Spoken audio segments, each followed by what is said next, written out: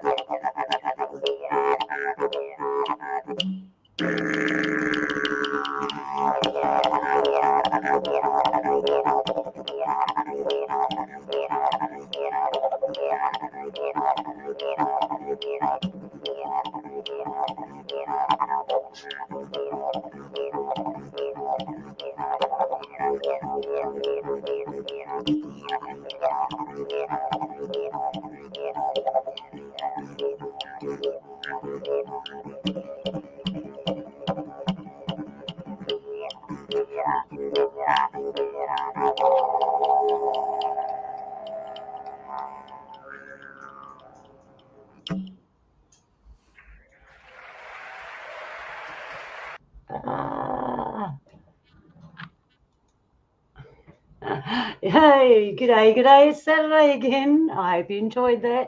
Hang on, I'll just pop us in. Here we are. G'day, everyone. Hope you had a good week. G'day, Jules. How you going? Thanks for joining us again. I cannot complain. Obviously, much better than you. Yeah. I should tell everyone. But it's good to know you're on the mend. Yeah. So I was going to put in the description of the show today the broken hand edition because I did something really, really silly and fell off a chair and broke my hand. So the next few shows will be the broken hand edition. Well, I get better. Yeah, so forgive me if I'm a bit all over the place. I'm working with my left hand. I'm a bit slower than normal. And I've got painkillers in my body, so we'll see how we go. Get that over and done with.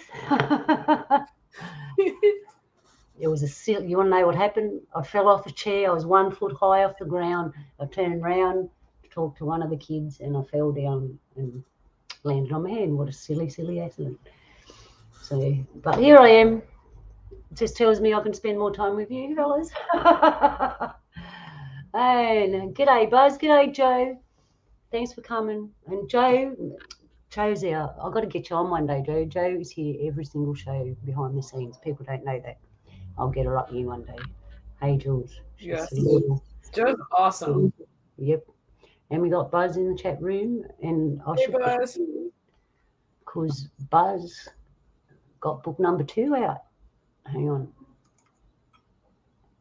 It looks painful when I press buttons. It's not painful. It's just hard because it's my left hand. So you're going to tell when I'm doing stuff now. Hang on. There we go. Hope it all works. And if I accidentally disappear on screen, it's because I pressed the wrong button. And then I'll come back. All right. So what do we got for you this week? This week we got RH negative blood and the annunaki, and they tie in together. Now, me and Jules aren't right up there on the annunaki. We're hoping to get someone that was. But I do know a few sites that I can recommend that tell you the truth about it, and we're going to discuss stuff like that. Like we know a little bit, Jules, enough to have a discussion about it. I mean, and I am no scholar. I know a vast majority of it, but don't hold it against me because when I tell stories, there's so much that I probably will leave key bits out. Yeah, that's all right.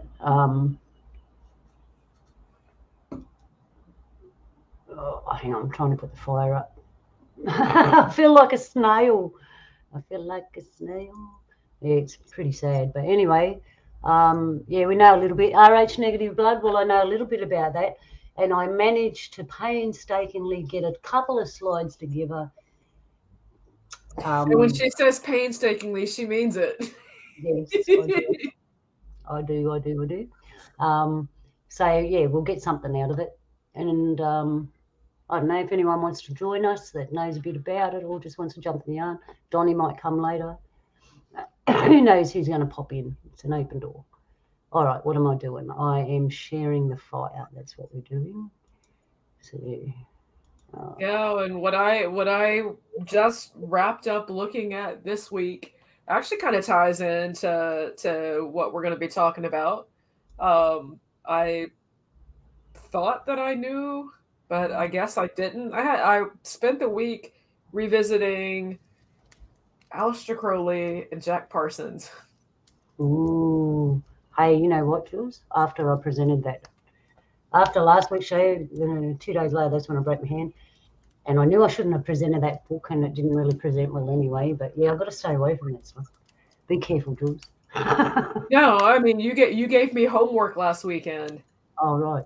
I wonder if I can give you homework this week. That was and well, your homework led me to the Lesser Keys of Solomon, which led me to Aleister Crowley.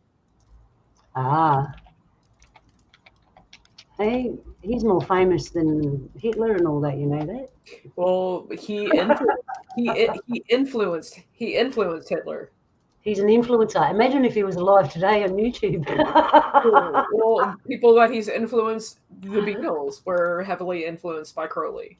Sgt. Pepper's Lonely Hearts Club Band, I came across an interview, and basically when they were designing the cover of the album, they wanted to like put people that they admired or appreciated on the cover, and Aleister Crowley is on the cover of Sgt. Pepper's Lonely Hearts Club Band. I remember seeing something like that. I never paid attention when I was young, but when I grew up and made a little look. And I never really got into mainstream music anyway. And it was Sting was studied a little bit of of Crowley. Ah. Do you think he was accidental, Jules? Do you think he Daryl Hall of Hall & Oates? He actually has a signed copy of one of his books because he had a similar religious upbringing when he was Daryl Hall growing up, so he could relate with Crowley as far as parents forcing religion. So he actually appreciates enough to have an autographed copy of his book. That's what I was going to ask you. Do you think they were he accidentally become that famous, that person? Or do you think he was designed that way and people influenced him to become that person?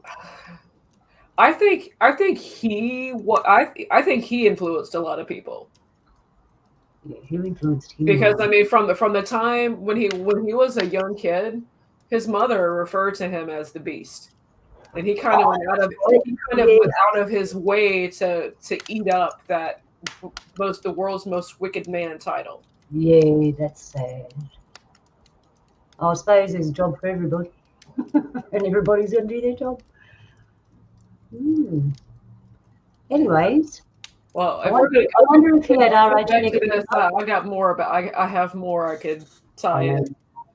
I know you have more, and I want to share it with everyone. But when Jules has finished what she's doing, then we'll show you everything that she's been doing. It really does. It really does tie in together with everything, and I've made huge progress. I am about 530 some odd pages in, but I'm about 3/4 of the way done. I'm at the point where I just need to finish up a couple of things and tie it together.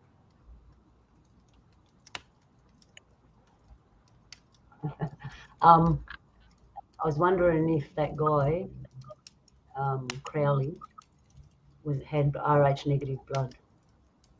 I don't know, but he was into blood sacrifice and blood magic. Yeah, I know that. All right, on a lighter note, Let's let take Yeah, sorry to be so Yeah, a burden so soon. Stuff, Jules. We're going to have to get someone on to pray. We're going to have to pray. You probably do. I mean, it's no. not a Crowley, Lucifer, Satan, the devil. I've mysticism, theosophy. I've like broken up everything.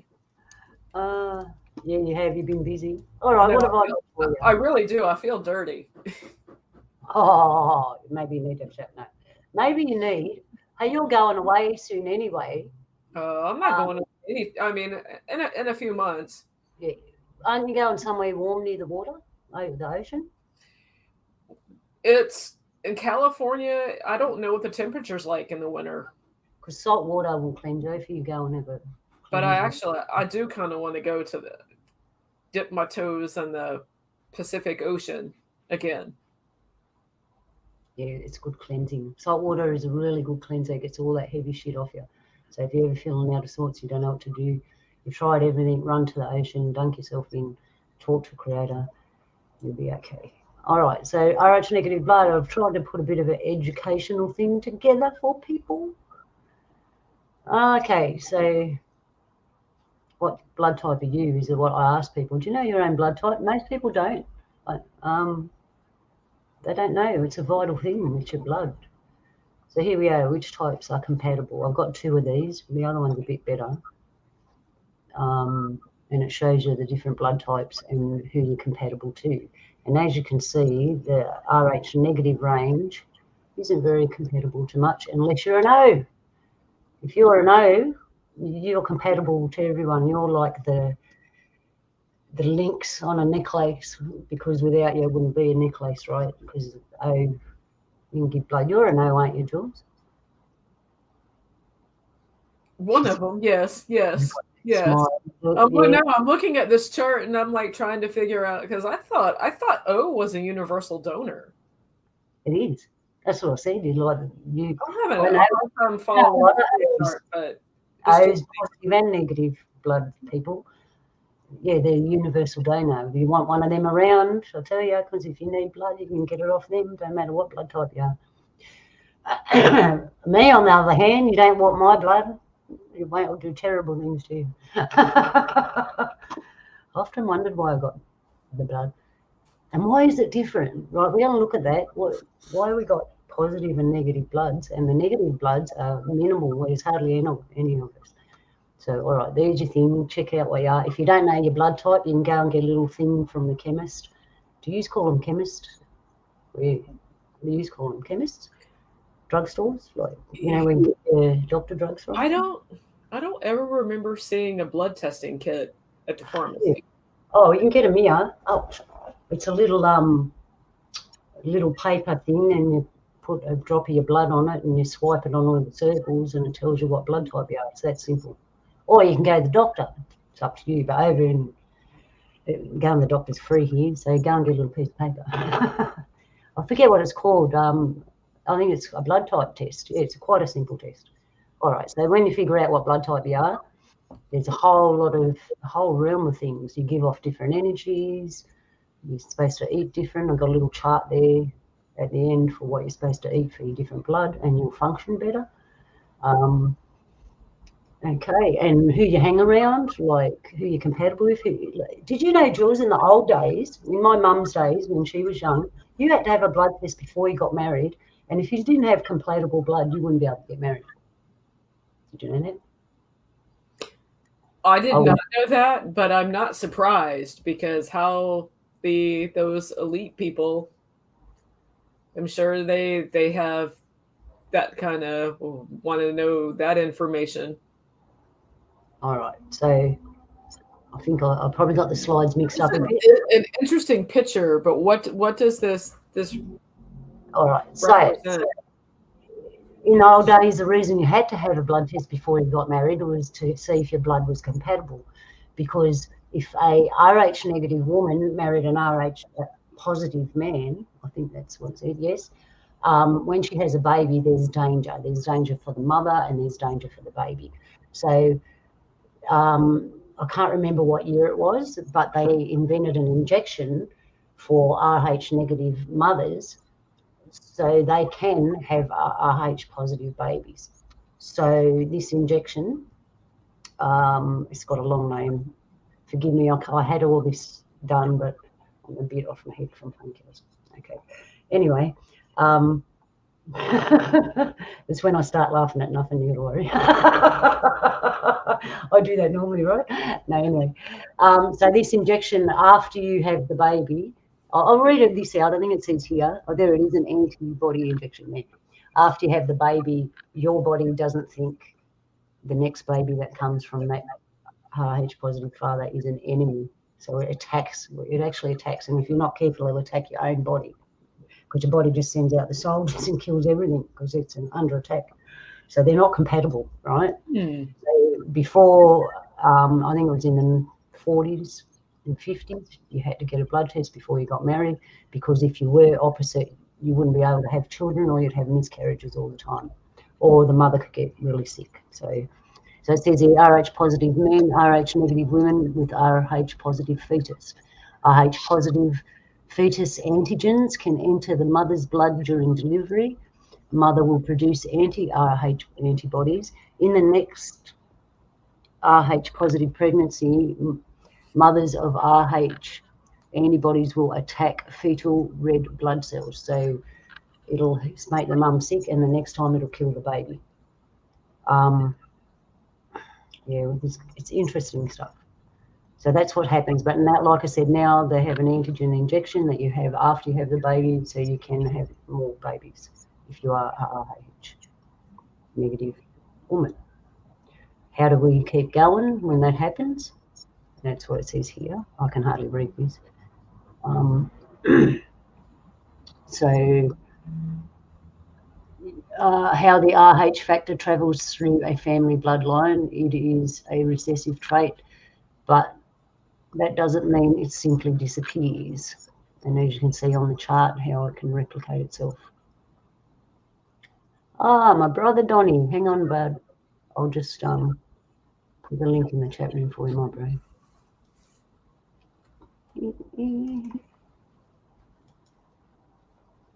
There you are. You can pop in. So that tells you how we survive. I'll tell you a little bit about myself. In my family, all of us are Rh negative. My mum, my dad, my brothers, my sisters.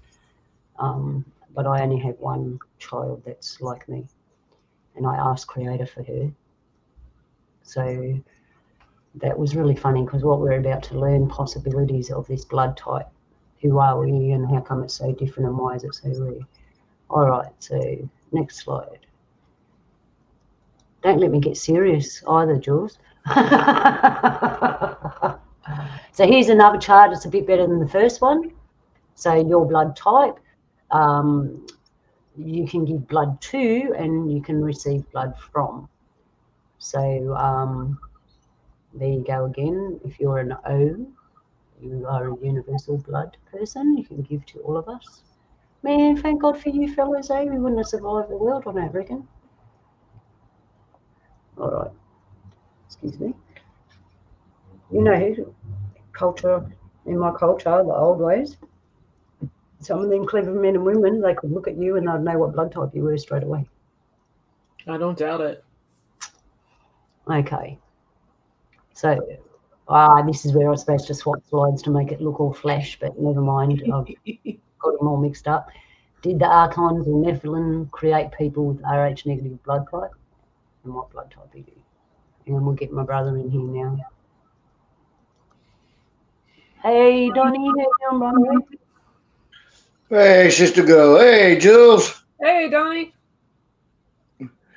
Yeah, keep going. I'm still having lunch. Oh, okay, so that time already, yeah. It took me so long to get ready for this morning. It was lunchtime by the time I did it. It's all good. I've been on a crazy schedule. I only had dinner at 9 o'clock, at 8 o'clock. All right. So here, is Rh negative blood actually an alien blood type? Some scientists believe that if you have Rh negative blood, you must have evolved from a different species on this planet.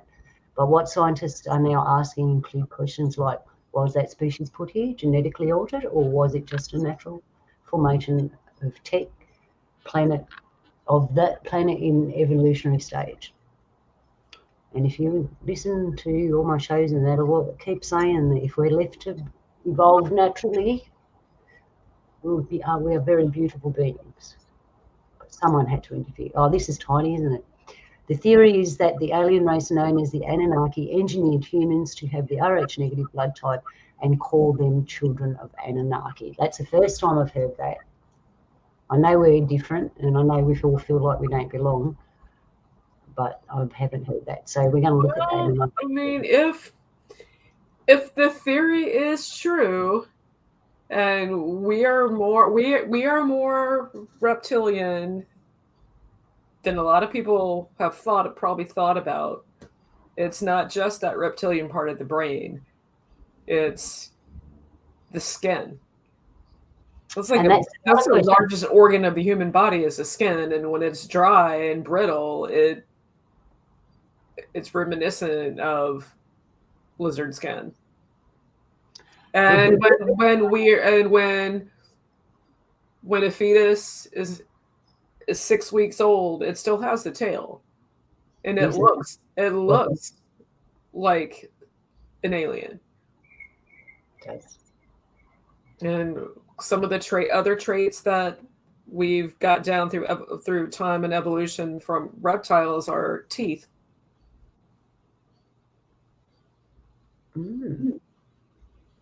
So, all right. So I do have.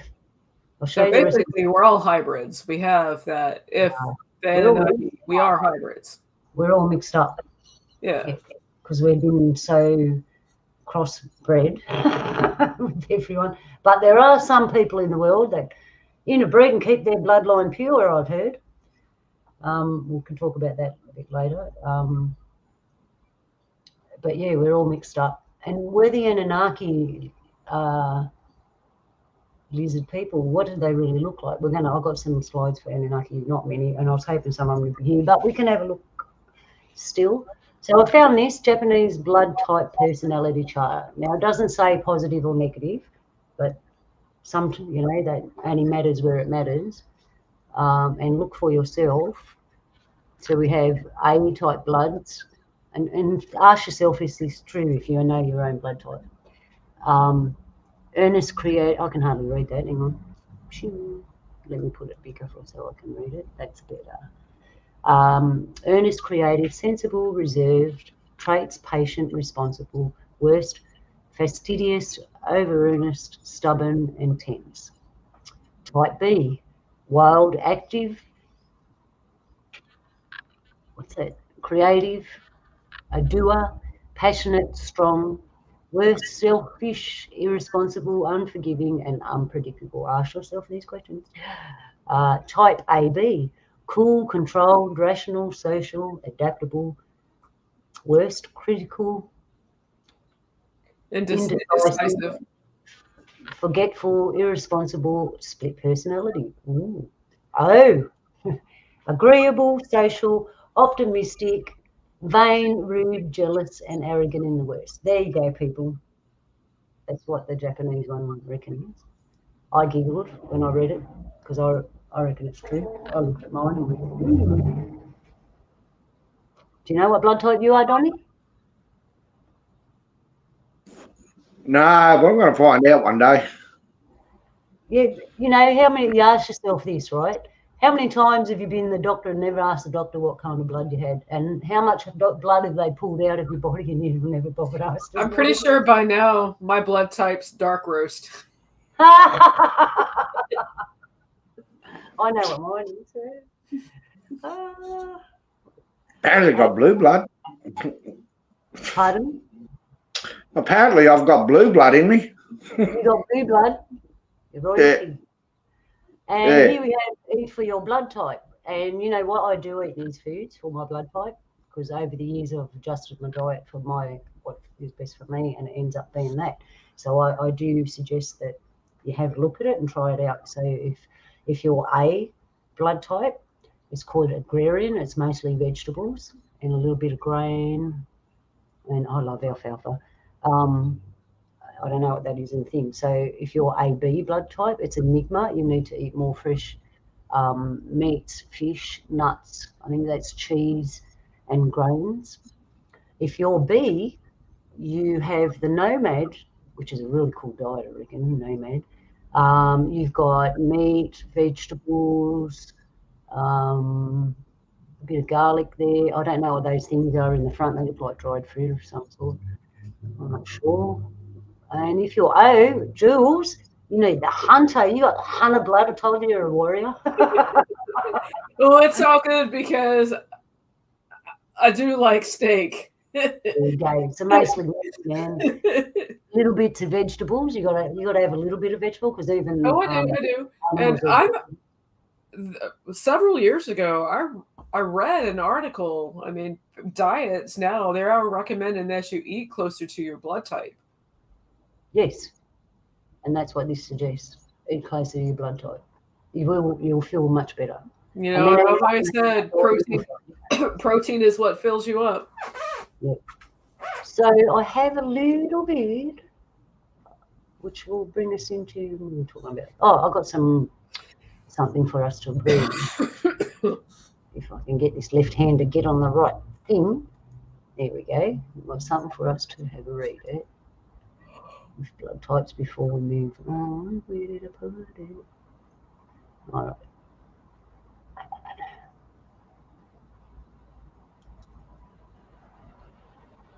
Okay. So I'll share my screen. Hang on. Share this tab instead. Didn't work. Stop sharing. Excuse me. I'll just.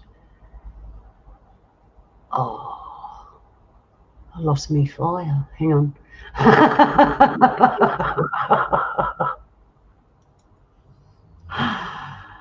Oh dear. I lost my file. No, I'll find it. I'll get it back in a minute. Here we go. Now I've got to put this up on big because I can't see it. 1 minute. Oh dear, if I do that, I won't be able. Yeah, I got it. Yeah, it's a bit hard for me, people. Just tell me if you can see it or not. Can you see that? I can see it, but no way that I can read any of it. No, I can read it for you. That's why I made it big. Okay, so here we have. I found this. Talking about reptilians, Jules. RH, I'll read it out for you. It's not too long. Can you send me that? Yeah. Actually, I don't know. I don't know how it happens, but you have this knack to always show me something that it's like that's what I'm working on this week, and it's the perfect tie-in that I'm looking for to carry me to the next one. That's cool.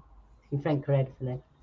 All right, so RH negative blood and the reptilian connection. I also have a little small vid for you to watch from this lady who's done research on it and what she thinks. We'll have a look at that after this. Following is presented for research purposes. Okay, so you can see that UFO, Ancient Astronaut Magazine, 1976. So we'll just get on with it and read it.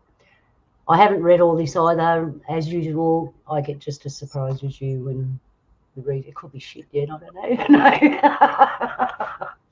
No, to be right.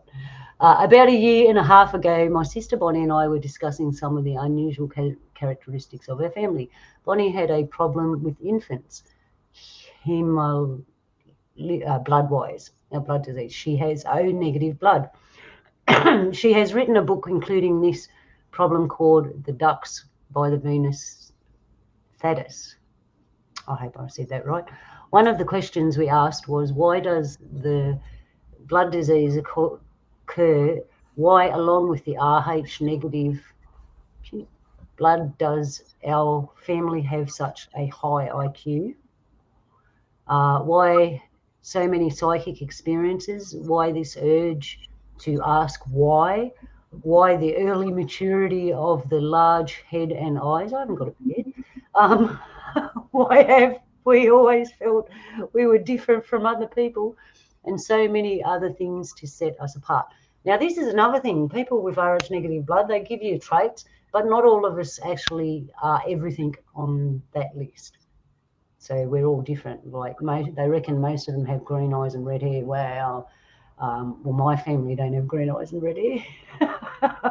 We do have red in our hair, but we're all got brown to black eyes, and we're all brown skinned. Anyway, where was I? I should have something here to keep my. All right. We were raised in a church, but we never received answers to the questions we asked. Why doesn't anyone else ask these same questions? Why are we are not satisfied with the answer just because, and there are others out there ask the same questions, and we heard about the possibilities of the ancient astronauts, and the pieces started to fall into place. Is it ancient astronauts, or is it something different? We'll find out. Anyway, if Earth was visited in the ancient past, are there any descendants of these visitors? If all mankind are not descendants of these visitors, which ones are? Who are the children of Israel? That's another part of the world for me. Why was their seed blessed? Why were they told not to intermarry with other people and to circumcise their sons for identification? Why were they told to preserve their genealogy? Where did Adam and Eve's son go to get their wives? They don't know. They haven't done much research, did they? I hope they did. No, because they didn't have to go very far. They were already here. Yeah. Why did they leave, and did they leave? All right. If Earth was visited in the ice, many scientists believe that modern men evolved from ape-like primates. No, we didn't. It says ape-like primates, right? It doesn't say apes, and it don't say monkey. It says ape-like, right? They never tell you the whole truth, so we've said it before. They have much proof to back up their theories, but they're giving you the wrong monkey, aren't they? Including modern. And by the way, people with Rh negative blood don't have that monkey gene. We don't have it. All right. I'll keep losing my place. The rhesus monkey. Yeah, modern blood analysts and comparative studies between modern man and lower anthropods, such as the chimpanzee and the rhesus monkey. It has been proven that the majority of mankind, 85%, have a blood factor common with the rhesus monkey. This is called rhesus positive blood, usually shortened to Rh positive. This factor is completely independent from the ABO blood types. So, okay. If the studies of genetics, if you get bored, let me know. If the study of genetics, we find that we can only inherit what our ancestors had, except in the case of mutation, we can have any of numerous combinations of traits inherited from all our ancestors. Nothing more and nothing less. Therefore, if man and ape evolved from a common ancestor, their blood would have evolved the same way. Blood factors are transmitted with much more exactitude than any other characteristics. It would seem that modern man and rhesus monkey may have had a common ancestor sometime in the ancient past. All other earthly primates also have this Rh factor. But this leaves out the people who are Rh negative. If all mankind evolved from the same ancestor, their blood would be compatible. Where did the Rh negative come from? If they are not the descendants of prehistoric man, could they be the descendants of the ancient astronauts? So all animals, except for the octopus, have the same kind of blood.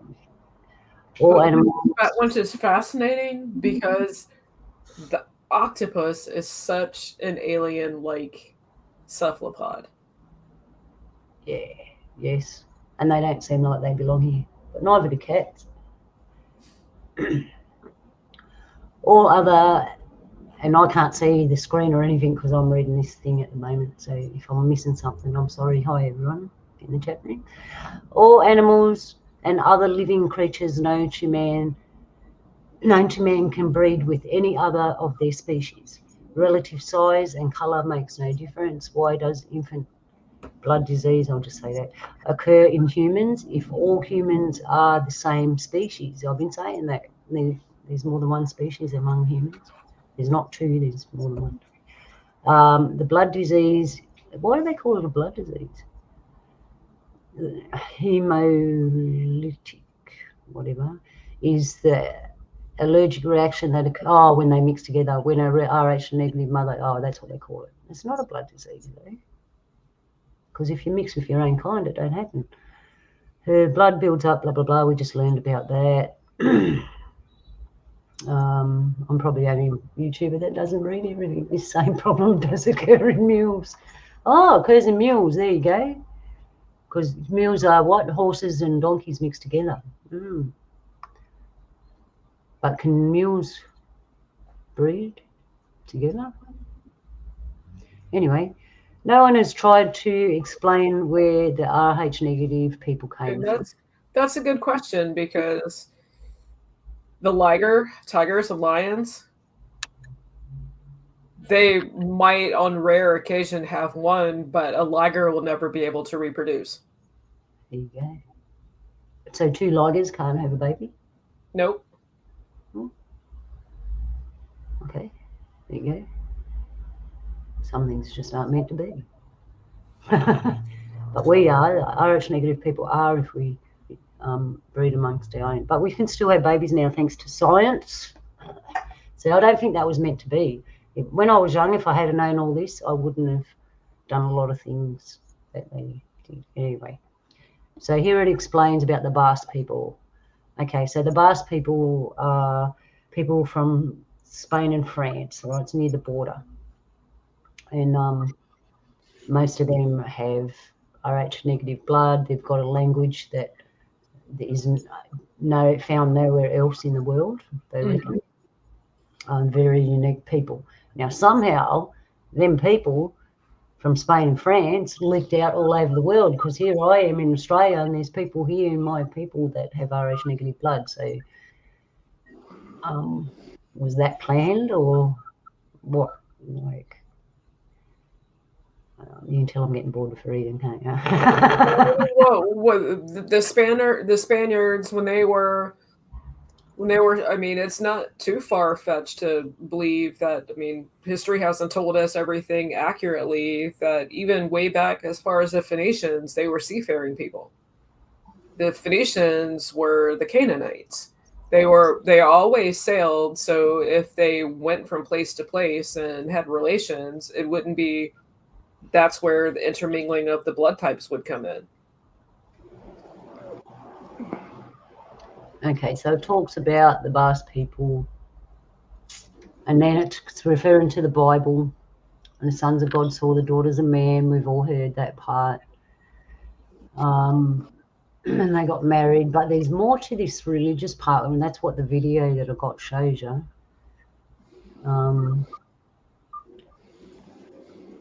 Because they're suggesting that the Rh negative blood comes from the Nephilim or the Anunnaki, which a lot of people think so, but there also is another version of where it comes from, which we're going to later in the video explain. All right, there was parts of this. I need a break from this. Take a break. Yeah, I need a break. Oh, not that kind of break. I already got a broken hand. Sorry. I need a rest from this reading just for a moment. There you go. Got to be careful what you say. It's like a siesta. Got to be careful what Can I you say. just say something? Yeah, good. Have a talk. Yeah, when you were talking about ligers and mules and what was the other one? Zebra cross. What do they call them? The zebra and yeah, I know what you're talking about. I don't know what they call them. And they can't breed again, eh? Yeah, we don't have that. Very seldom. They might explain why the Denisovans and Neanderthals are not around today. Very true. Yes, because there's no injection to make sure the baby's alive. Yeah, you got a good point there. Actually, a few bits earlier, my brain went to all that, and I just thought, wow, there's so much information there. How do I relay this? But you're onto it, you Jules. Well, as the old stories used to go, like the Yowies used to pinch women, make them their wives. Yep. How come we never see them crossbreds? Yes, thank you, Donnie. Yeah, I'm just putting it out there. You know what I mean? I mean, no point in putting it out there. I mean, it's questions like this that make you think and wonder. And if I know some stuff and Luna knows some stuff and you know some stuff, why don't we get together and create a consensus and have an official narrative, go through it, get out what's not true to it, and have a solid foundation for something. Just wondering on that thought though. It could be possibility. It could be true. Like if a Neanderthal bred with a human being, and you've got a crossbred between half Neanderthal, half human being, but a full-blood Neanderthal couldn't breed with the crossbred, but a crossbred human could be bred with a half Neanderthal, half human being. Yeah. And produce offsprings. Yeah. Yeah. So that basically. Oh no, we lost Honey. Hang on, Donnie. You back, bro? Yeah, he's back. Does that make sense? Yeah, you dropped right out for a second there. Someone don't want to hear what you're saying. Yeah. Yeah, I've had a lot lately, eh? Yeah, it has. And you know what I'm thinking? All the research they've done on all these different, like Neanderthal and Denisovan and all that, never once have they told you what blood type they were. They'll tell you everything else. They'll tell you everything, but they won't tell you that. Well, through the DNA, they should be able to bloody give you a blood type. Yeah. And they can do it because they've done it on animals, like the leftover bits of stuff. All they need is a piece of bone or something. They're pretty up there. Yeah, so there's a question. Why are they good? That's a real valid point. So when they open up the real Jurassic Park, will they have will the park be divided up and there'll be Denisovians in one area, one park? So they have their own little theme land. And you walk past and go, oh, look, there's my ancestor.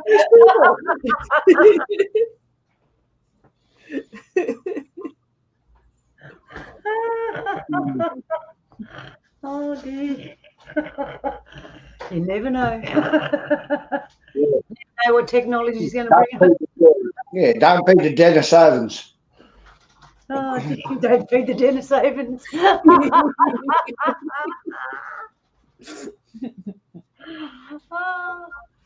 All right, that was cool. I can go back to reading now. All right, so we know about the Basque people. It says here that it's rare for black people to be Rh negative. It's not impossible. It's just rare because we are here. Samaritans of the Black Concho. Hi. All right, so I don't want to get into that. So the Basque, you can go and research more about the Basque people if you want, and their beautiful culture, and they've got the whole thing going. I should probably do it. Anyone with Rh negative blood should probably go and look at their culture because you got their blood. But does it all just come from that one place? And that's where the whole Rh factor with blood kind of fascinates me. I'm not directly, but I didn't know until just a few years ago that my mother was. There you go. So it's so bizarre that I never associated with it, but now it makes perfect sense. Some of the extra senses come from that. Yep. Yeah, from your mum. So your mum would have had to have. But I'm curious on how if one person is Rh, And if that RH, is that typically more a female RH negative? Is it typically more a female trait or a male trait? No, it's only because the females carry the baby, right? So it doesn't happen to men because they're not putting another being inside their body. It's always their body.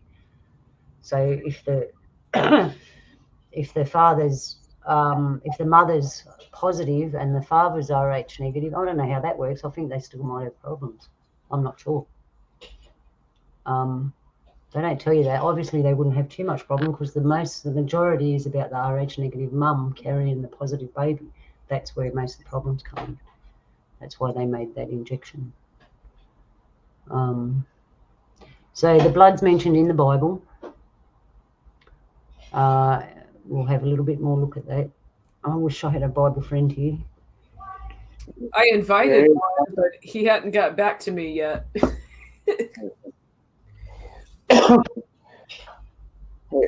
Communication. Here's another one for you, Luna. Pardon, Brett? I see. Here's another one for you. Yep, go. In our culture, we actually talk about blood through our skin totems. As I was saying earlier, our mob knows, some of our clever fellows can look at you and know what blood type you are. Because our marriages would have had to be sanctioned, like from the elders. They would have to go, yeah, you're a good match. They'd match up knowing that you were matched all the way through. Wouldn't it be easy to live in a world like that today? You didn't have to worry about who you were going to marry. You just go and see the elders. They've known you from the time of conception, and they'll go, there's your partner over there. Perfect match. You'll be happy. Bye. Wouldn't that be beautiful, eh? It'd kill all the dating sites, but it'd make everyone happy. I don't know. Are there still dating sites out there? I wouldn't have a clue. Just hookup sites. All right, back to what we're doing. So it mentions here, like we said, it was in the Bible. The lady we're going to speak to, watch in a minute, will be like that. The American Indians had the tradition of making good friends, blood brothers. If they thought that they were worthy, could this tradition have been for a reason? Yeah, because could they have actually been checking to see if they were blood brothers, the same blood type? The clumping agulation that occurs when RH positive and RH negative blood are mixed is visible. It is. And you know what? I wanted to do that test once, and I had a magnifying, what do they call them? Microscope? Microscope. Yeah, it had a microscope and everything. No RH positive person would give me a drop of their blood so I could do this test. I even invited them to watch what happened. And one of them said, yeah, and as I went to put the pin on their finger, they backed off and went, no. It was really weird. It was like I was going to, yeah, they freaked out. I couldn't, yeah, anyway, it was just weird. I mean, it's not like you had a knife and were like, come on, yeah. just a drop. Eat them. But they all freaked out. So I never did that test, but I knew that this happens. You can visibly see the two bloods mix and it will react in front of your very eyes. So if you've got a friend that'll donate a drop of blood, go and try it. All right. Should I be saying that stuff? All right. The clumping aggregation that occurs when it mixed together is visible by the naked eye. Could they have been told by their ancestors that their blood was different from that of the rest of mankind, except for their brothers and sisters from other tribes scattered throughout the earth? Indian tradition declares that their ancestors were of cosmic origin. The Indian totem pole is actually a family genealogy. Okay, you want to add anything to that from our culture, Donnie? Because we got skin, we got different ways of identifying ourselves for these reasons. Hey, Donnie. Yes, there's totems. There's also blood totems. I did not know that. Yeah. So we got what are some of the blood totems? I'm not 100% sure on that one there, but it's what they call light blood and dark blood. Yeah, that's basically what I know of at the moment, but it usually goes by skin totems, like scaly, feather, fur. But I'm not 100% sure on the blood totem at the moment. That Yeah, so needs we've to be more investigated. Gotcha. So all our different totems are there for a reason. Each totem, so you'll have a skin totem, a dirt totem, a family totem, a tribal totem. Right, all these totems, what Donnie's trying to say is like to identify you, to match you up, and to see if you're compatible. And in there is your blood. Okay, so you would have different totems. When you speak them all, it tells them, everybody else, what you are, who you are, as we've said before. And it's hard to break down because there's so much of it. Like there's a lot of our peoples in different mobs. Basically, it tells us, same as the Native Americans, who's who. I don't think we actually did the blood test. We didn't really have to, because when you said who you were and your totems and all your names that you were given, the message was in there. Would that be a good way of describing it, Donnie?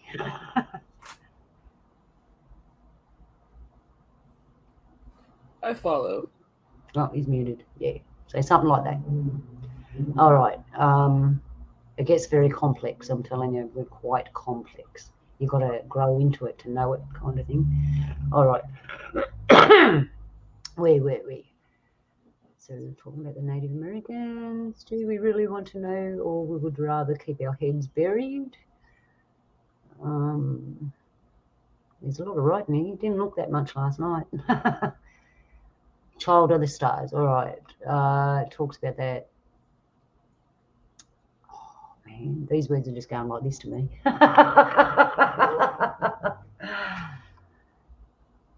All right. We're going to switch I'll be over. out, but I can no way see that font at all.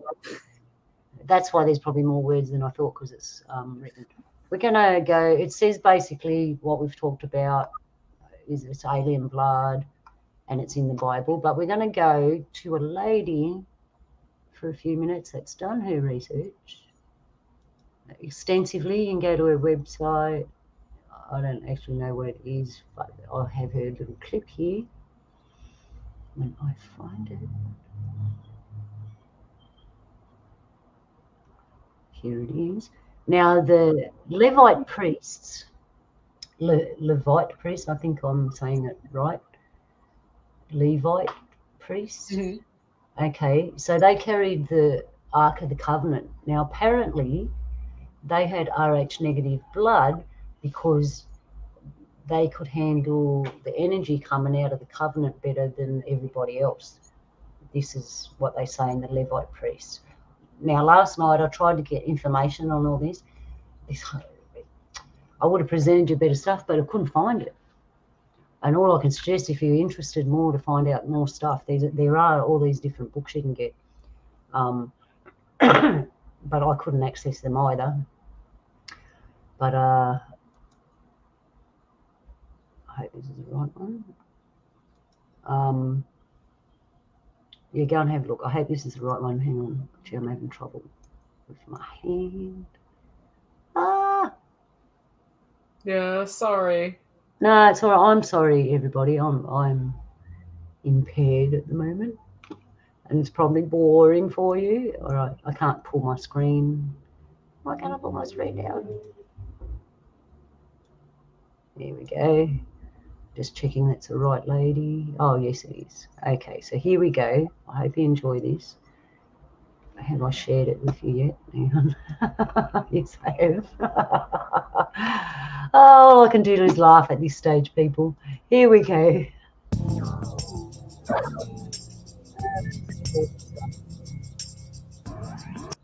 Testament of Levi, chapter 3, verse 23. And they said to me, Levi, thy seed shall be divided into 3 offices, for a sign of the glory of the Lord who is to come. And the first portion shall be great, yea, greater than it shall none be. The second shall be in the priesthood, and the third shall be called by a new name, because a king shall arise in Judah, and shall establish a new priesthood, after the fashion of the Gentiles. Hello, I'm Roberta Hill. I wrote an online book called The RH Negative Factor. In this book, I put forth the theory that the Rh negative blood type comes from the Grail bloodline of France and Spain. I discovered that the best genetic marker is M153. That immediately made me think of John 21, where it talks about the fishing story and Jesus was helping the apostles to catch fish. And he told them to put the net over the right side of the boat. And when they did that, they caught 153 fish.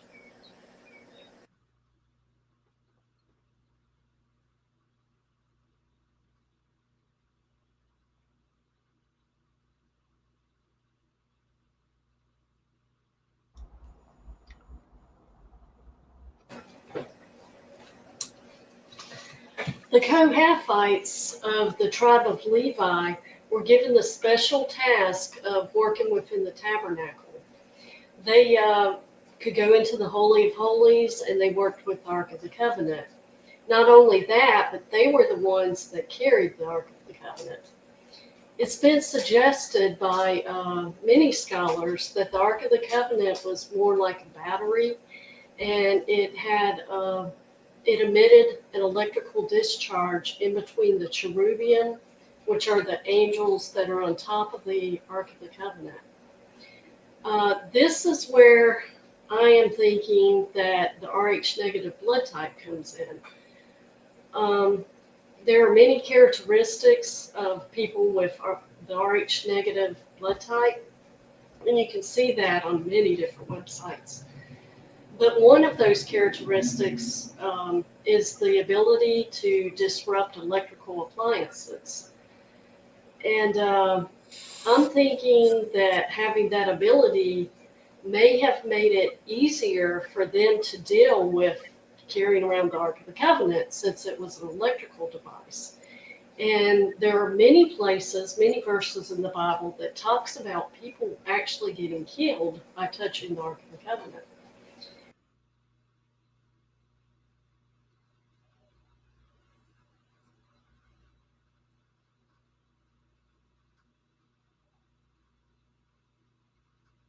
Hebrews 9:7.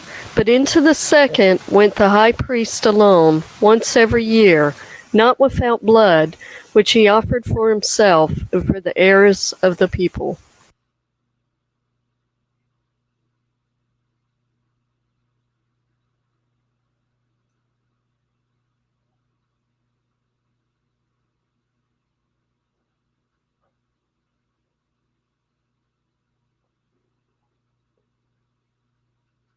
There you go.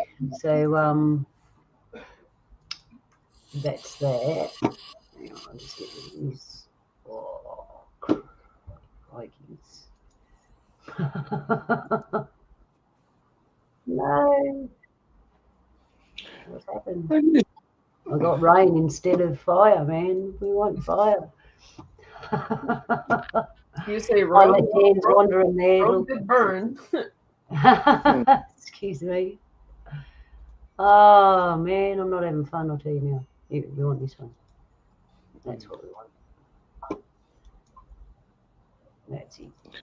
Oh, and I'm not sharing nothing, am I? Hang on.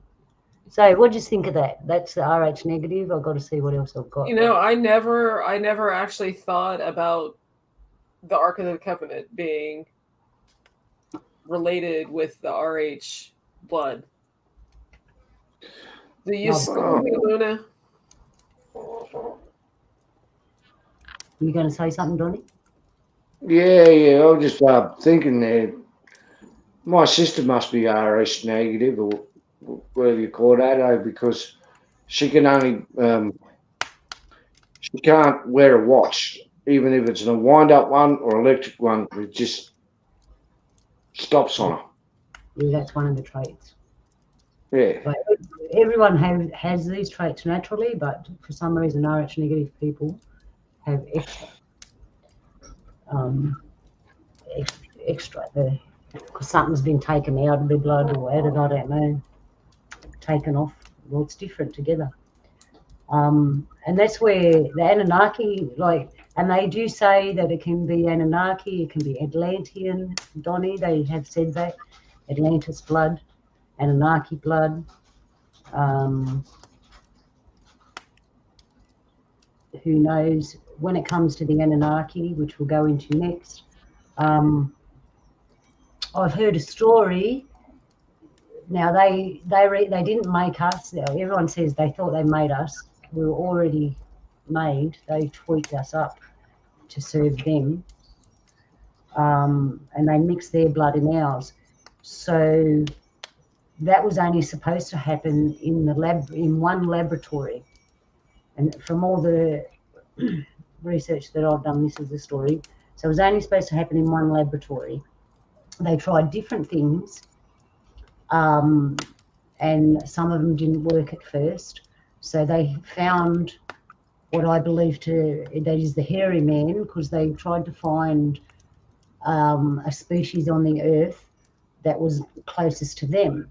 And they saw the monkeys and the birds and the fish and everything, and none of it. And they said, we can't find any. Then one day, one of the fellas walked in and said, I found one. He's upright and walks around, he's hairy. Now, as soon as I read that, I thought, oh, he's talking about the hairy man, right? Mm-hmm. So they brought the hairy man in, and they actually got a female hairy woman. And they put the seed of them people into her, and the male was born. But when they made females, they did it the other way round. They put the seed of the hairy man into the womb of one of them. And that they reckon that's why we're different and women have women's intuition.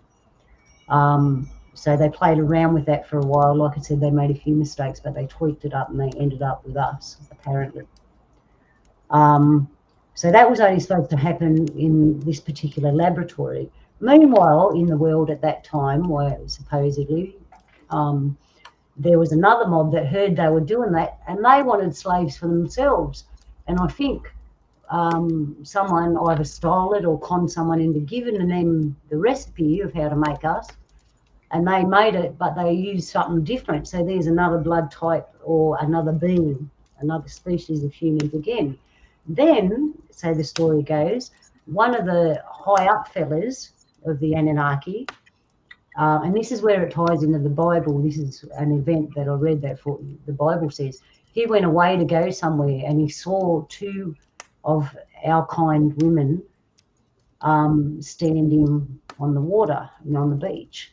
And he thought how beautiful they were, and he ended up breeding with them, and they both fell pregnant. Now, he didn't tell anyone because he wasn't supposed to do that, and it was outside the lab and it wasn't sanctioned, so he didn't tell anyone.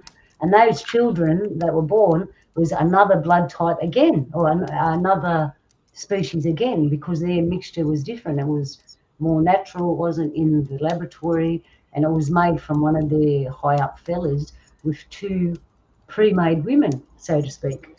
From what I've read of Anunnaki, and it goes back to the Agigi. The Agigi were the entities, if I remember correctly, were the entities that revolted because they were doing all the work. So the Anunnaki, primarily Enki, was the one who kind of came along and created this version. I mean, basically, you were correct saying when they were breeding, but from what I remember from the Sumerian text and everything, when Enki created, I mean, basically before the flood, and Leo wanted to wipe everybody out, but Enki spared us. We were interesting. We were a nuisance, but we made funny noises. We were his pets. So Enki was the one who saved us from the flood. In order to actually create us, when those first beings, the hairy man, the hairy people, the hominids that were here, when the first batch of human could not reproduce. No matter how hard they tried, they couldn't reproduce. So Yeah. it was. I can't remember how she's tied to Inky, but Inky had a friend, a companion partner, who she carried first this incarnation, and that's where her name was Mami, and that's where we get the term mommy, I mean, mama, Mami. yep. So and Yeah, then it's they not kept about- tinkering with us and tinkering with us so we could procreate. Yeah, And that's the woman could actually procreate. Yeah, that's the bits I left out when I said they made a few mistakes, and they kept doing it. That's what happened. Between the two of us, we might actually get the whole story out. I'll tell you something. There's a fella called Archaics, Jason. Oh, I forget his last name. Archaics. Go and check him out because he's done his research on Anunnaki, the truth version. And if you want to know all about it, he's got like 1, 2, 3, 4, 5 version. He really goes through it extensively. Go and check him out.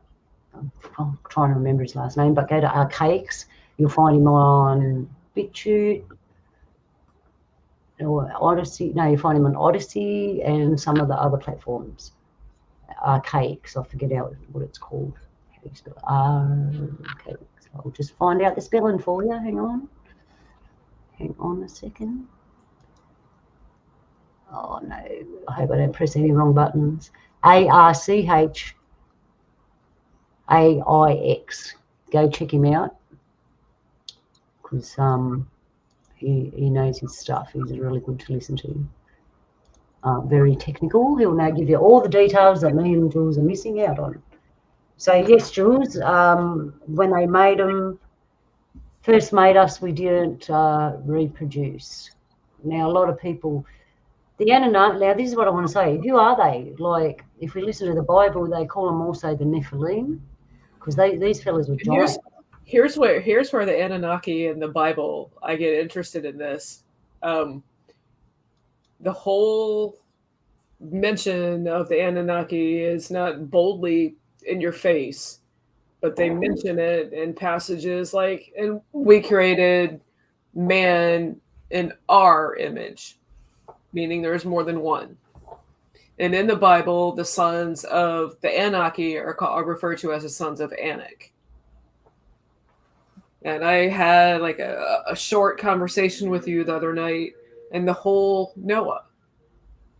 He is a fascinating character in the Bible in the sense that, and I don't know all the Bible stories, but he was born different. He went, was it Methuselah? Lamech took him to Methuselah and said, "What's wrong with him? He's different. He's not, because he's not mine." And Methuselah told him, "No, he's set aside. He's that which would start the seed again after the flood." Because in the Babylonian, Sumerian, Akkadian, all those old epics, Astrahasis is the Noah character. And in Astrahasis, they mention building an ark, building a flood. Astrahasis was the one who, him and his sons, same biblical story, but if Noah was so different, he was practically albino. He had white hair. His skin was different. He didn't look like everybody else. So if you have this one being who is so different, wouldn't you kind of consider him kind of alien? Could it be possible that Noah had that, and we're all hybrids from that? Possibly. You know, and also while I was doing this research with these fellas, a lot of the time you'll see the horns on their head in the pictures in the top right hand corner. There's more pictures. I haven't got them because I didn't collect them. But the horns. Was it the guy who parted the sea? He had horns. Yes. Yes. That means he was part of them. I have seen pictures of Moses with horns. Moses with horns. And in a couple of weeks ago during my studies, it's not just Moses who had horns, and the horns represent the high ram, the high priest. Throughout history, I'm seeing images. Alexander the Great, there was a coin that he had horns on. And King Tutankhamun's tomb, there was a bust of a leopard's head that had horns on it. Found a picture of Moses with horns. And life is a fascinating thing when you just keep going down the rabbit hole. It is. I'm just seeing what else I've got for you here. Now, I've got some funny stuff. All right. So, here we are. So, what do they look like? And the reason I put this picture up, he's wearing a big hat, right? See the top of his head? Because there's confusion on who they actually are. Or were they different species or going under the same name? Like, now, we all know they carried the little bag and the pine cone. Did they have a big head like that? Is that them, or are they different species? See, he's got the pointy hat still. They've got a big pointy head. Or were they reptilian? Did they look like that? Some say they were reptilian. Some say they weren't. I actually saw a picture. I think they could be a combination of both, in the sense that if you keep tinkering with genetics and DNAs to get a specific look, you're going to have different versions. And that could explain why our skin is, we have more reptilian features.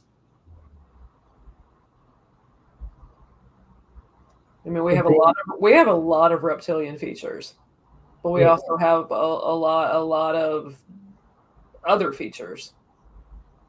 I saw that picture there. There was a book I was trying to get. It's a series of 4, I think, and it's about reptilians. It's got the picture of one of them fellas, but it looks different because it's up closer and you can see the skin, and he's got little claws on his fingers and his toes, and his skin was scaly, but he looked exactly like that, but scaly.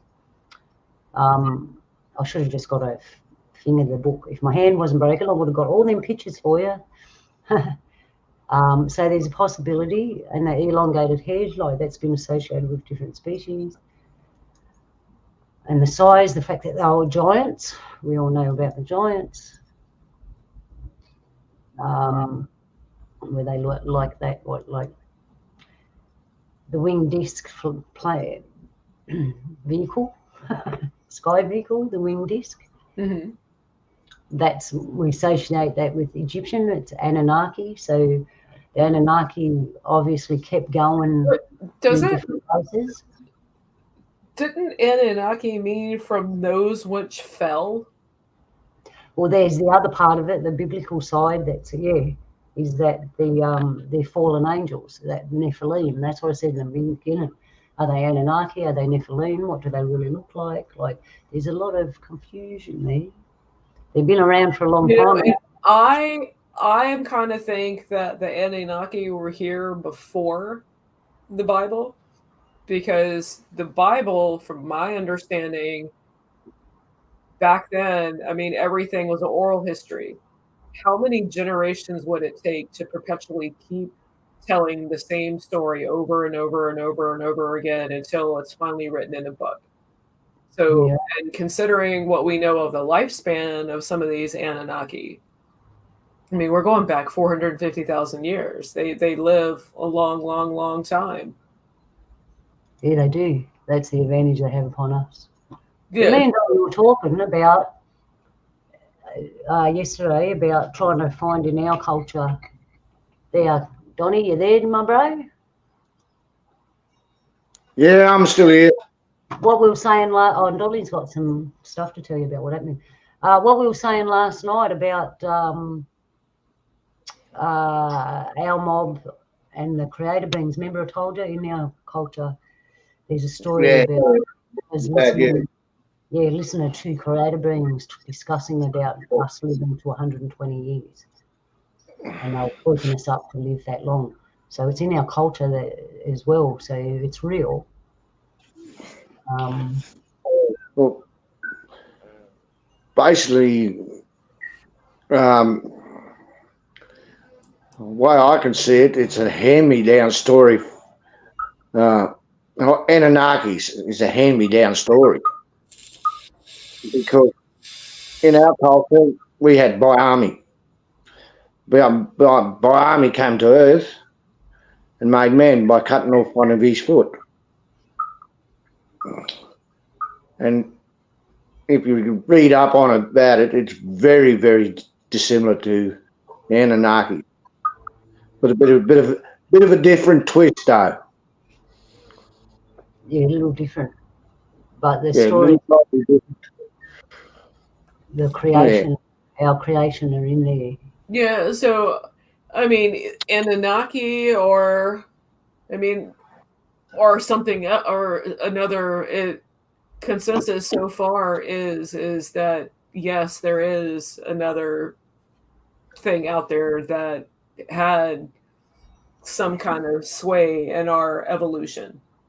Yeah, well, the only difference I find with like the Anunnaki and Biami, they say that the Anunnakis come from Nibiru. Is it that right word? Nibiru. Yeah. Well, Biami came from the Pleiades, which is the Seven Sisters. And if you go all around the world, it's the Seven Sisters. It varies, but the Seven Sisters story comes along. Yeah, it's old Seven Sisters. That's one of the very, very, very old story. Yeah, it's a very old story. And that is also the Ryan belt as well. Is another story. But far as I know, where the Ryan belt, that's where the lizard people came from.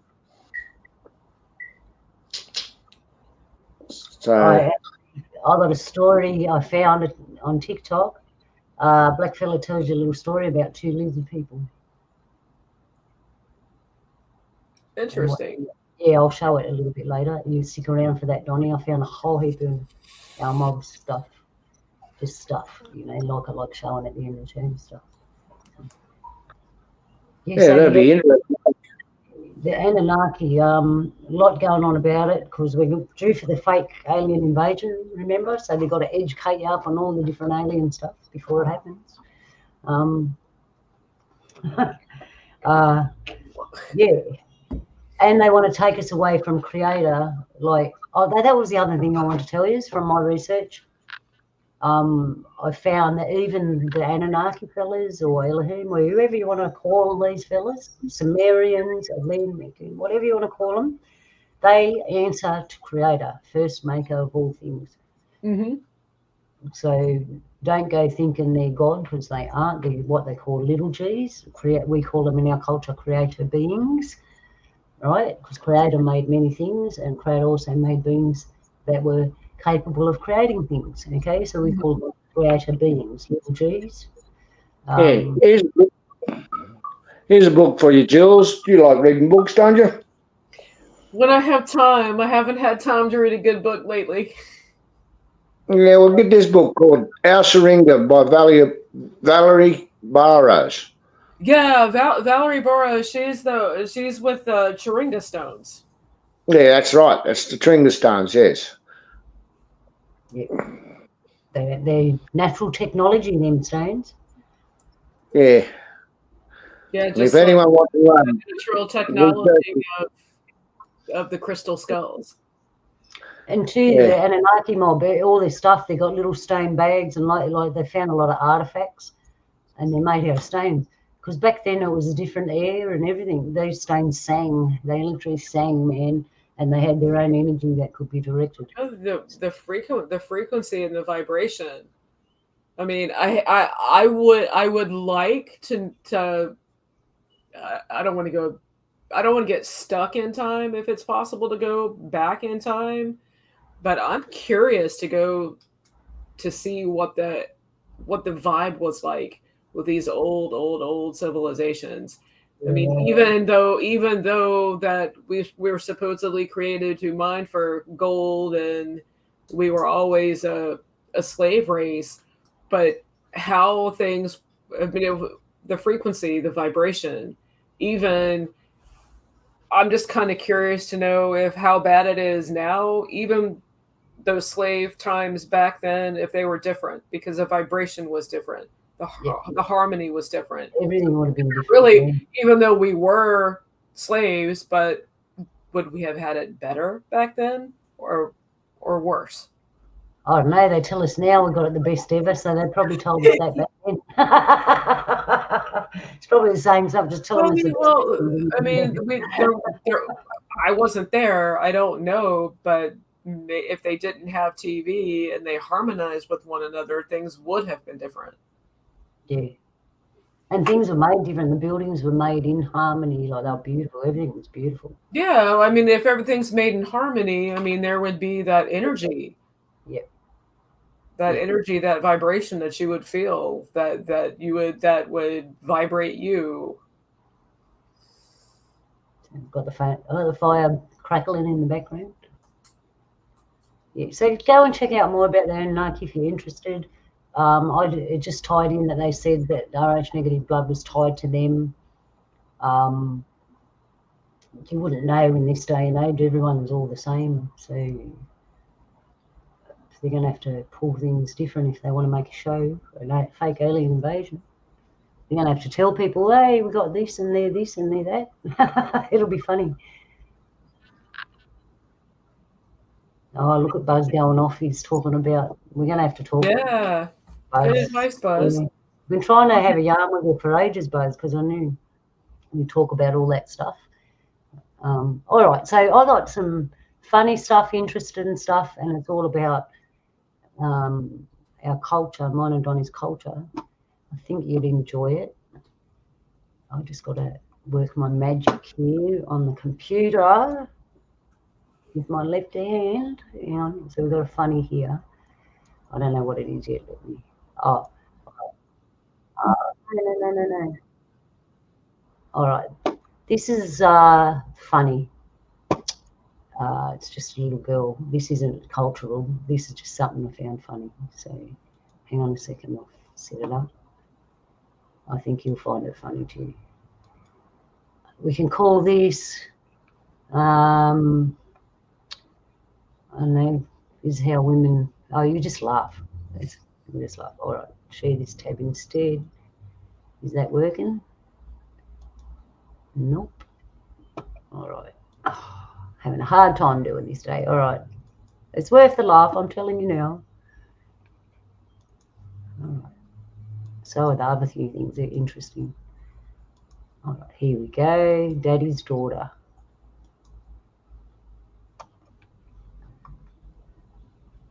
There you go. Water our plants. Oh. Hey, we're watering the plants. Oh.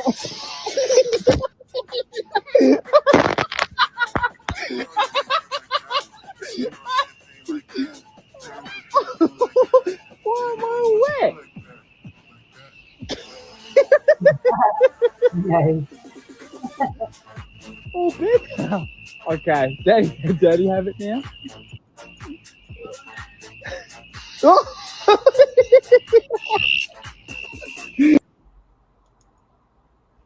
Okay. It's just a cigarette and it cannot be that bad. Honey, don't you love me? The music's terrible, but watch. All right, I've got a few of these. Unfortunately, they're kind of short. Oh, speaking of Yowies, Yeah. did it make your Bigfoot was Yeah. actually discovered in real mainstream media. Bigfoot exists. Yep, I was on Algo's show yesterday, and he put it on, and I'm like, wow. Yep. Poor hairy fellas. Yeah, we got a video very similar to that. Yeah, I sent one to Luna. I don't know if she can download it onto the. Yeah. No, I can't, because Carl's not even here and the computer's off. I'll try and get that for next show at the end, because we got our own version of that. Yeah. Yeah, I might be able to send it to you, Jules, on your Facebook. Yeah, that'd Cool. be better, because I haven't got social media. Yeah. I seen that one. It was in Colorado, isn't it?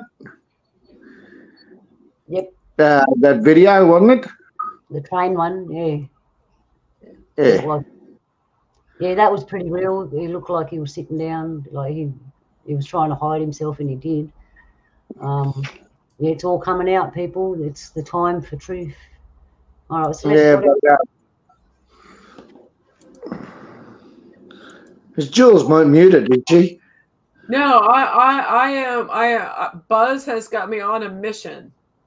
Ah, Is he? cool. Love it.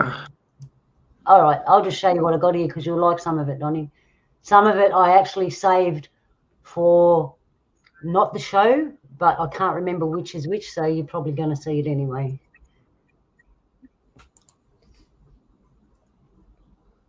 Oh. Give me your answer, I'm half crazy.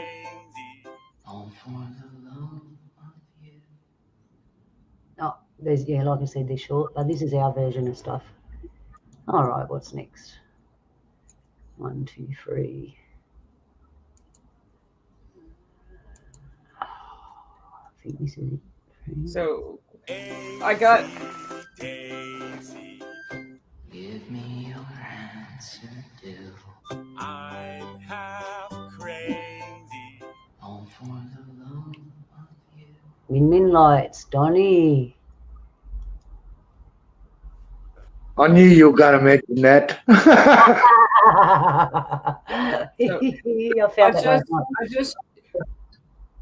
that Buzz dropped a link, and I've got it ready to go, ready to share screen. Oh, okay. Hang on. All right, just remember 4. I'm up to number 4 on this. Otherwise, I'll be replaying everything. All right, you want to share screen? Hang on. Yeah, Thanks, guys. Thanks for the extra work. No, I'm joking.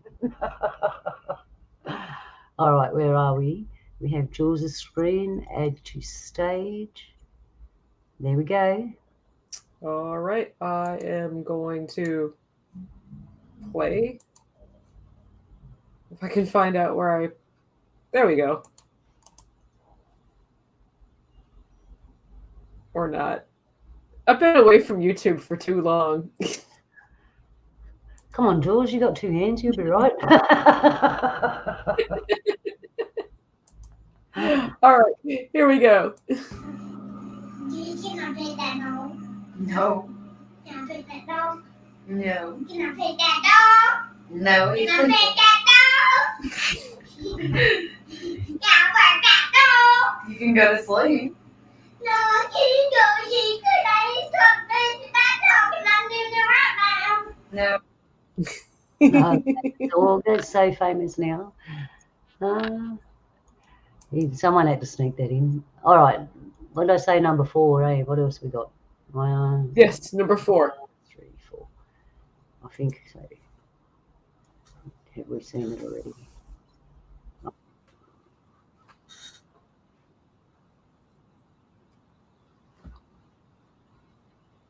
So is this more video, or is it a surprise? Oh, did you even see that? No. Did that come up at all? I didn't see anything. Didn't see Nothing. anything. Oh, hang on. All right. Oh, it's at the left hand again. Okay, share screen, share screen. It's okay. You have to use your left hand to be in your right mind. Ah, I like that. I like it. All right, here we go. No sound because I don't want to play someone else's song and get in trouble for it. Here we go. Rainbow serpent. Yep. Mm-hmm. So that's why you don't point at the rainbow. We don't point at rainbows. We don't whistle at night. I've got a couple of them too. Don't whistle at nights. 1, 2, 3. What's this one? Oh yeah. No. Stop. Stop. Stop. Stop. Stop, lady. Right. Listen to this sister. What she tells you. She's obviously been overseas. You can tell by her accent. Oh. Now, whistling at night in Aboriginal culture is a big no-no. Growing up, my mom and my relatives always said, don't you whistle at night because you're going to end up in a bad situation with some bad spirits. It depends and varies from region to region, but I was told growing up that the bad spirits or the bad dog spirits of the other side would come for you if you whistle at night. Whenever I found myself whistling at night, I always caught myself, and then I felt kind of weird for a little while afterwards. No lie, this stuff is like terrifying to me. No matter how old I get, I still feel that little bit of remorse for whistling anytime near the evening. Whenever my elders mentioned this growing up, I just got even more and more terrified. All right.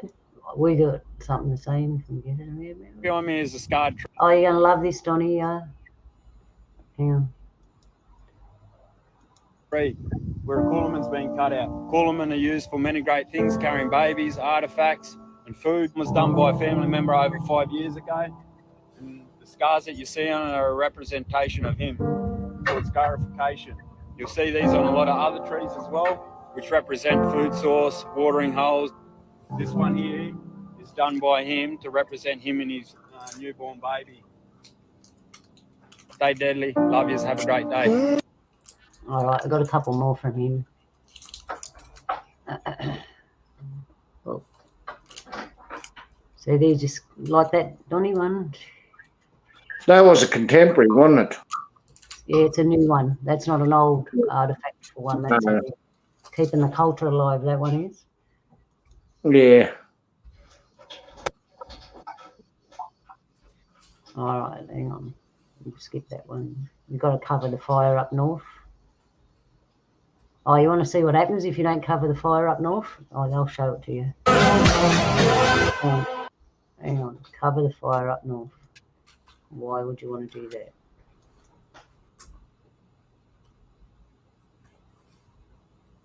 That's why you want to cover the fire, because these fellas will come out and sniff your fire and you're dead and they'll eat you. You want to see that again? We're quick.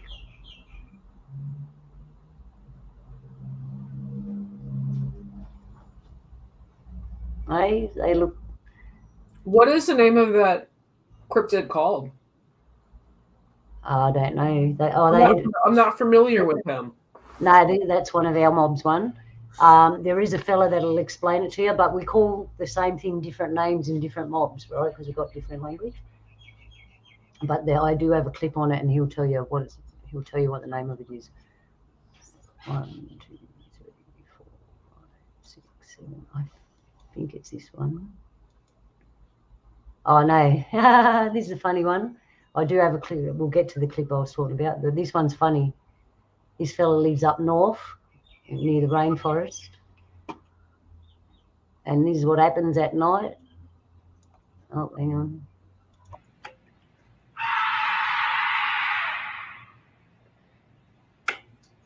You know what that was, don't you?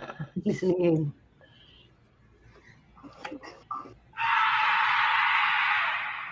That's the head. Yeah, he's not going out to take the garbage out. I don't blame him. I'd wait till the morning. Do it during the day.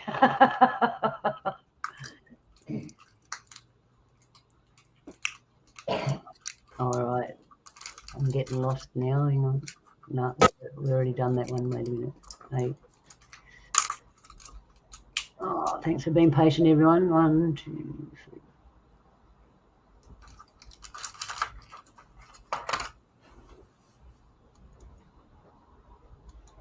Make sure you go all. Oh, these are the Coolamon. So this is the same fella. He's making a new one, keeping the culture alive. So have a listen to this. All the way around. What I'm gonna do next is get this in there a little bit. Give it a little pull out so that you can fit your hands behind there. And then what you want to do from there on is you want to slowly use your hands like that. So it slowly pops off. And you should have a nice, beautiful Coolaman.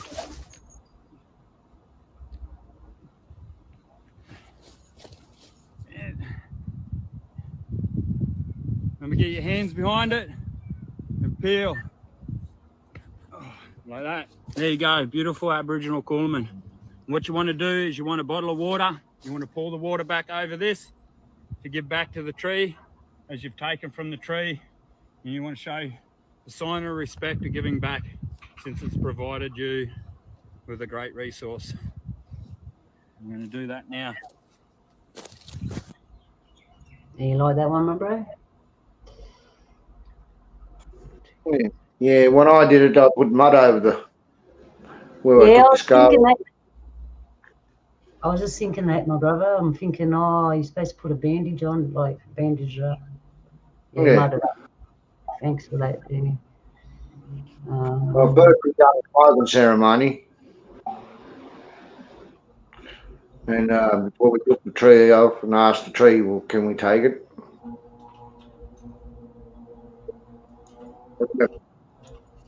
Make sure you go all the way around. Oh. Oh, to number 9. Hang on. Number 9. All right. What's this one? Oh, this is a good one. It's pretty terrible. Yeah. One thing. We'll turn it up. He's got a good story here. In some of the Aboriginal stories. My great grandmother, whose name was Annie, she told us of a story about one of these creatures, this giant ghost dog called the Murru Curly. It was not quite like other dogs, about the size of a horse.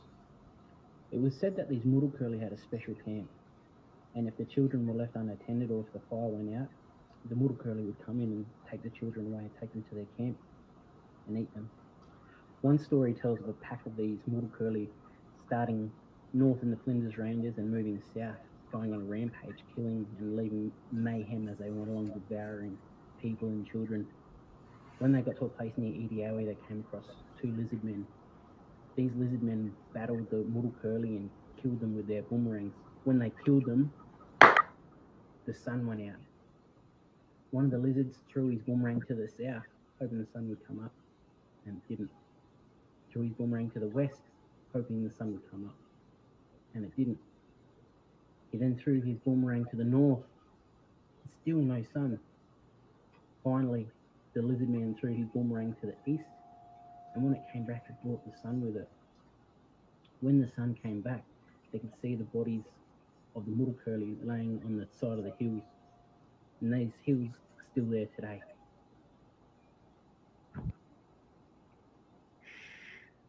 There you go. They call them Murru Curly. Same thing. Murru Curly. But I don't know what language it is. That's up north. So what do you think of that?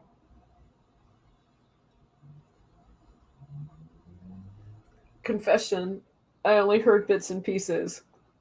Oh, did so he's very soft spoken or there's sound.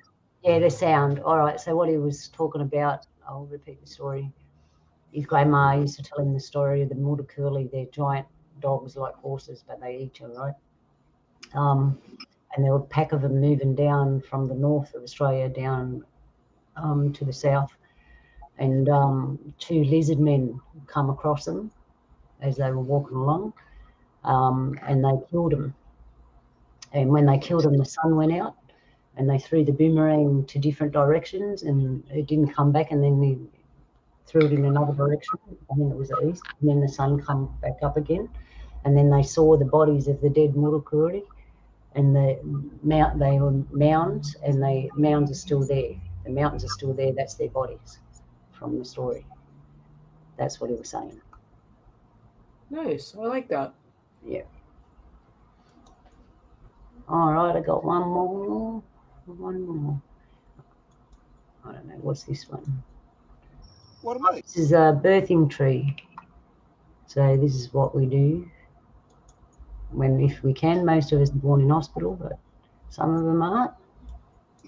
This is a scar tree. When our people used to be born, they'd be born to a tree. Our parents would put the umbilical cord and the placenta inside, and they'll wrap the tree up, and this would be your tree. There you go. Interesting. Used to have our own tree. And the last thing I have actually isn't cultural at all. I just found it really funny. It's got swearing and everything in it. Do you want to see it? It's Aussie rap. Oh, Grub, how you going, Grub? So did you like that, Donnie? What I found? That stuff? Yeah, really interesting. Yeah, I'll be finding more of that stuff, hopefully. Just to share our culture with you from all the different mobs. And as you can see, we all look different, and it's just showing you more about a mob. So I'll just keep finding things, hope I don't get copyrighted on anything. But our mob's only small, so I don't think anyone will there. Yeah, so there you go, people. RHA with blood, annunaki, some cultural stuff, a broken hand. That's what I got for you this week.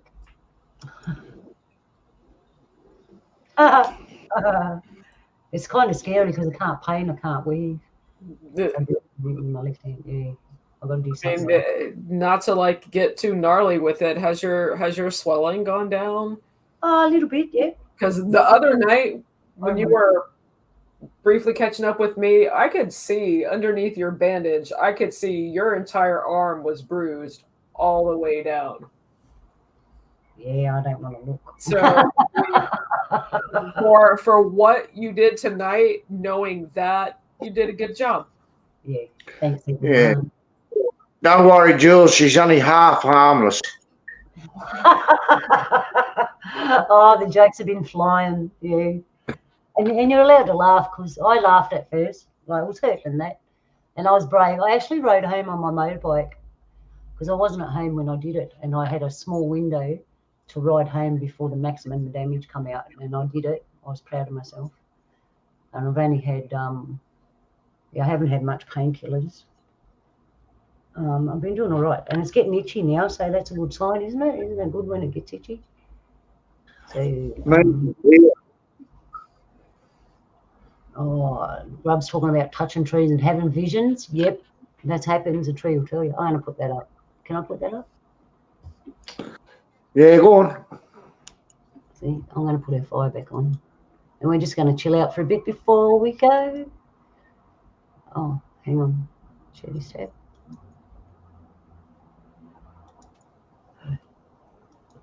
We'll just chill out a bit before we go. Next week, what were we yarning about? The emerald tablets.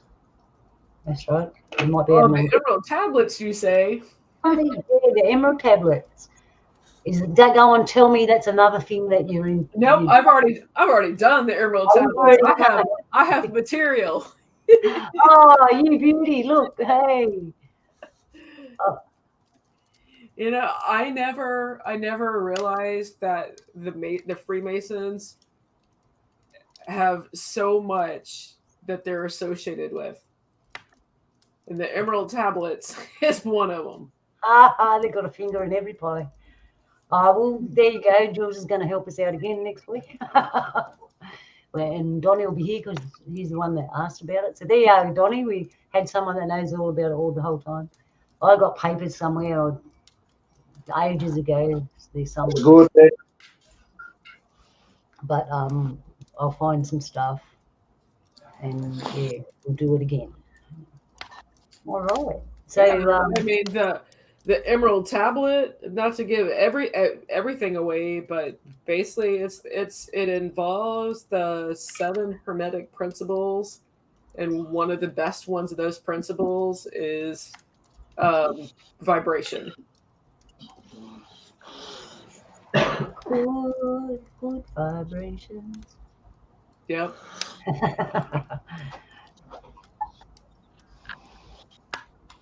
Oh, should I be sure? Yeah. I'm going to interview some of my friends, I think. I've got to try and get them. They get shy. It's like when I ask them for blood, they all back off. They're all, yeah, and then they back off and they go, yeah, I'll be on the show. And then they back off because they get shy. Anyways, yeah, next week, these green tablets. I'll find out what's going on with my hand. Hopefully nothing, and it's on the mend and we're all good. Whatever else I find along the way, we'll do that this week. I hope everyone has a good following week. Yeah. So, anything else, anyone? Yarn about? I showed you funny stuff. No, we didn't have real funny stuff. I got something funny for the end, but it's a bit R-rated. Okay. Because it's yeah, I'll play it now and then we'll come back and yarn. It's a white fella doing a rappy thing, rap. In other words, it's rap from our local mob. He's a white fella, but where we live. Oh, come on. Oh, no, it's not going to show. Oh, sorry. That wasn't it.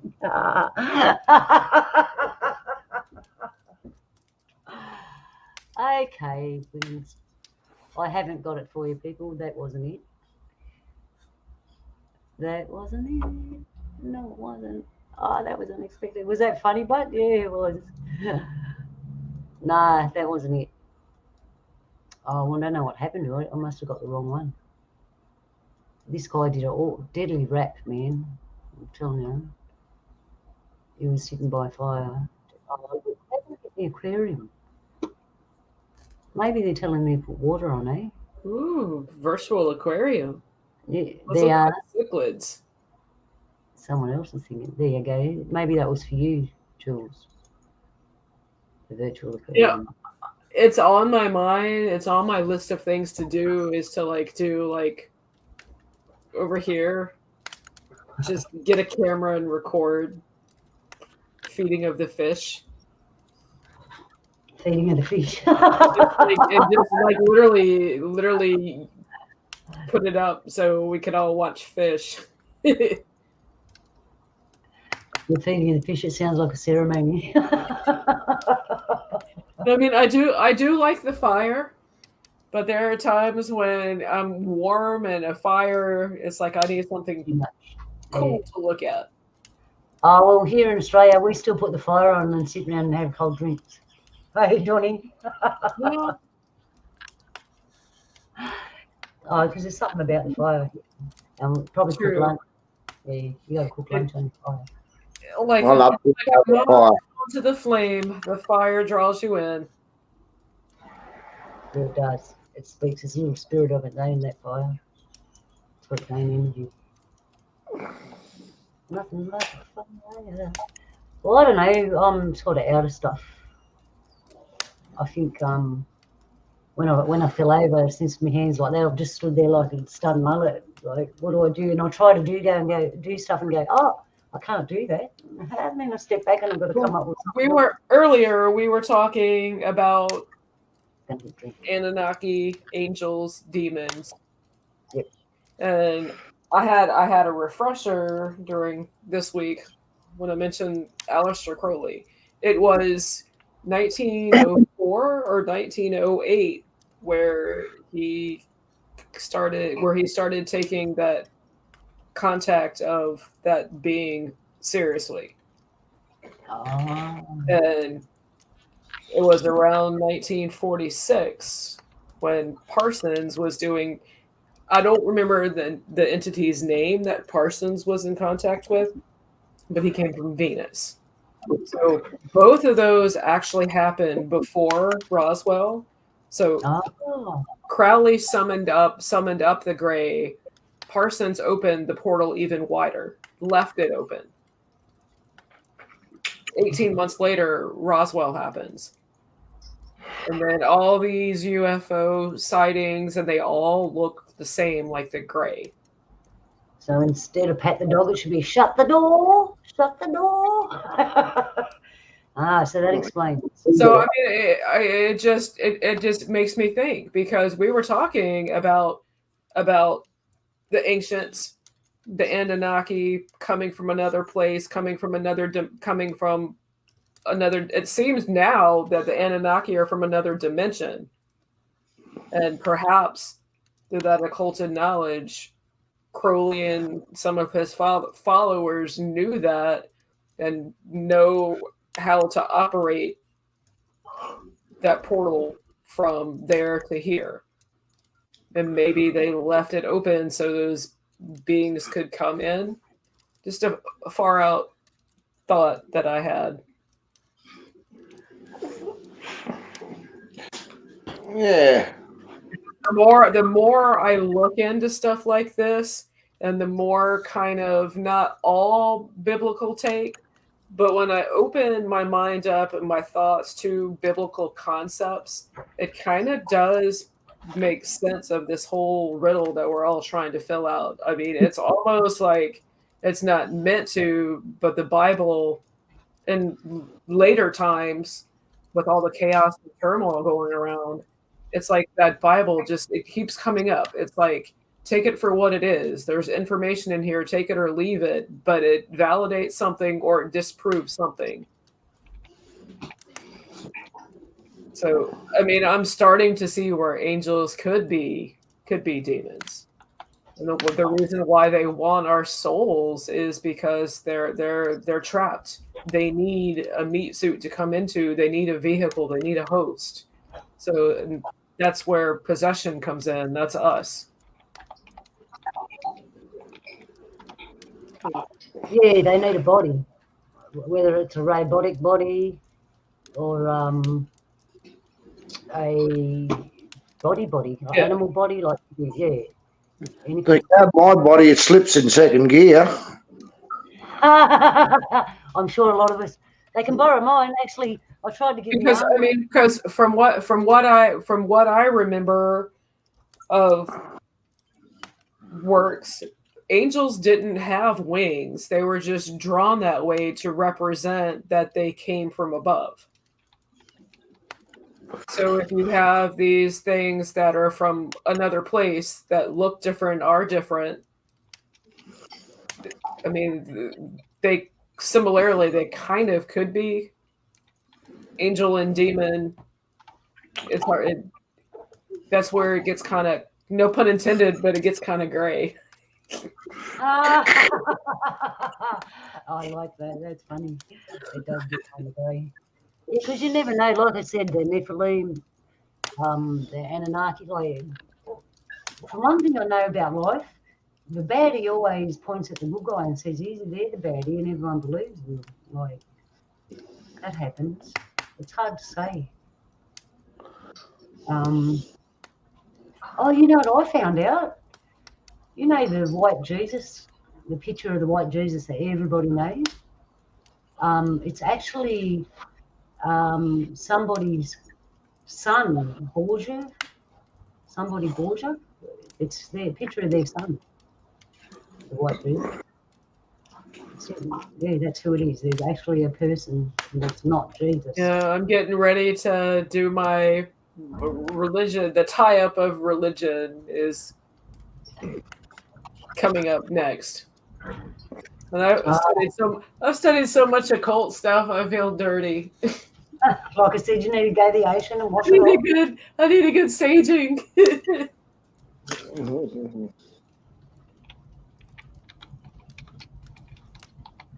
All right.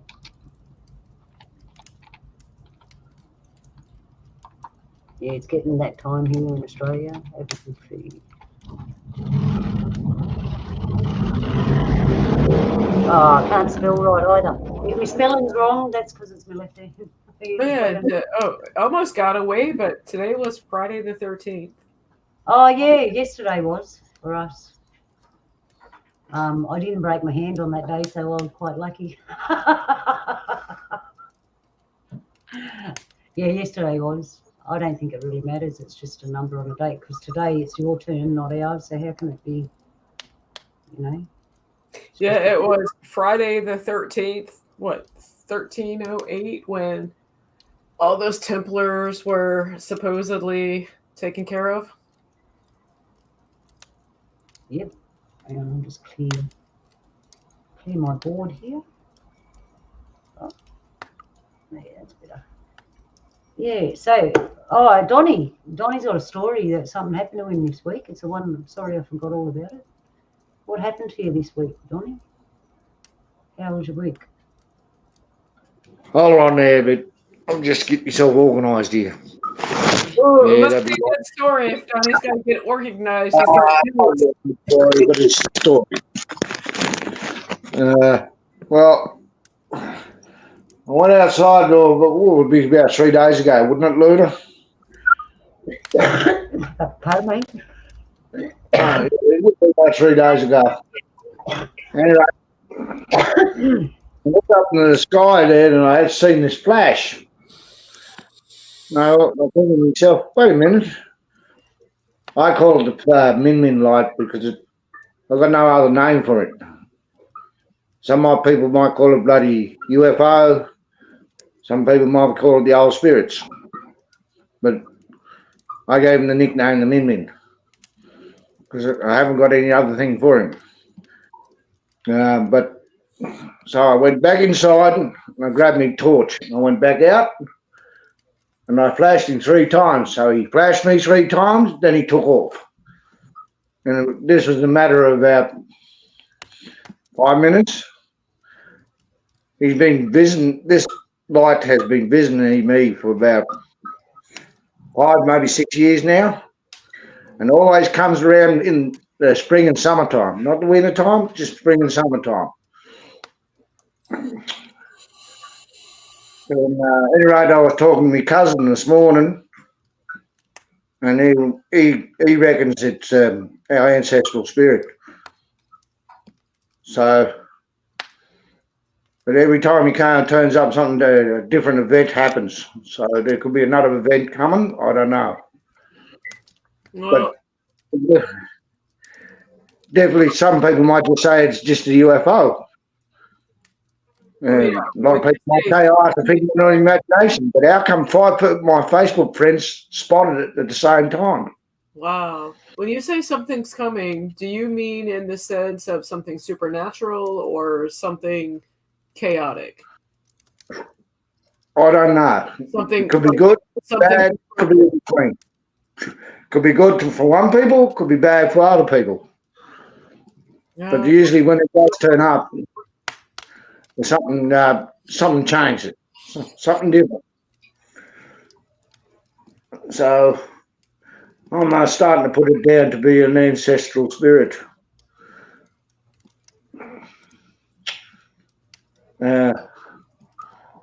Don't get me wrong, I could be right, I'm wrong about what I'm talking about, but it's definitely there. It turns up, then it disappears for a while, then it turns back up again. I remember seeing it a lot of times. I've tried to videotape it, but it just doesn't turn out. I try to photograph, it just doesn't turn out. Maybe my camera on my phone's not good enough for doing it, but there you go. Interesting. Yeah. But it will flash back at you if you shine a torch at it. He's communicating with you. Yeah, communicating. Several years ago, I've seen UFO footage where people have seen things, and it's not just one; it's like 5 or 6. And he would flash a flashlight at it, and they would flash back like a signal. And thinking on that takes me back to Close Encounters of the Third Kind, when they come and they communicate with the music. Yeah, well, it's something like that. Like it's got an intelligence. We'll put it there that way. There you go. That's what I'm thinking. You took. Now we're on even keel. Now I just had to catch up. Yeah. Yeah. But so as soon as I flashed the torch at him, and he flashed 3 times back the same as me, and next minute I seen a streak of light and he took off due south basically towards Lerner's Way from my place. Yep. Yeah. You know what? We had that funny storm. We had a funny storm, and it had really big wind, and it was gathering real intensity. And we fought, battened the hatches down, went in for a big storm, right?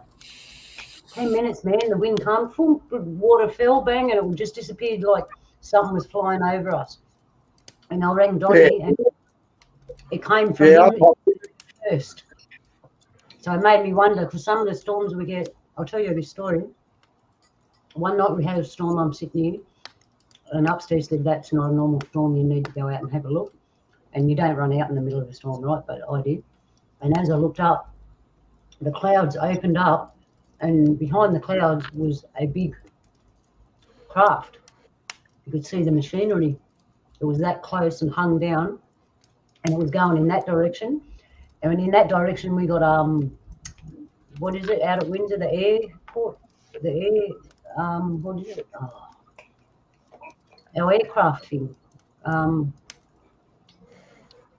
Help me out, Donnie. Military. Yeah. You know the military aircraft place, what they have? That's in that direction. Yeah. Well, I'd say that's something like similar open up here, like, well, that's going back close to 10 years ago. Out towards the south of me, there was a thunderstorm, but the most unusual thunderstorms I had. The lightning came down and turned and went back up and hit nothing. Ooh. And when it was hitting, you could see it's like an upside down half moon shaped thing.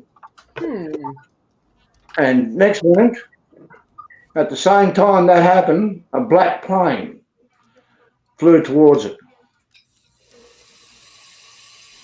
A black plane? A black plane, jumbo jet, and it was down pretty low. I've seen some things.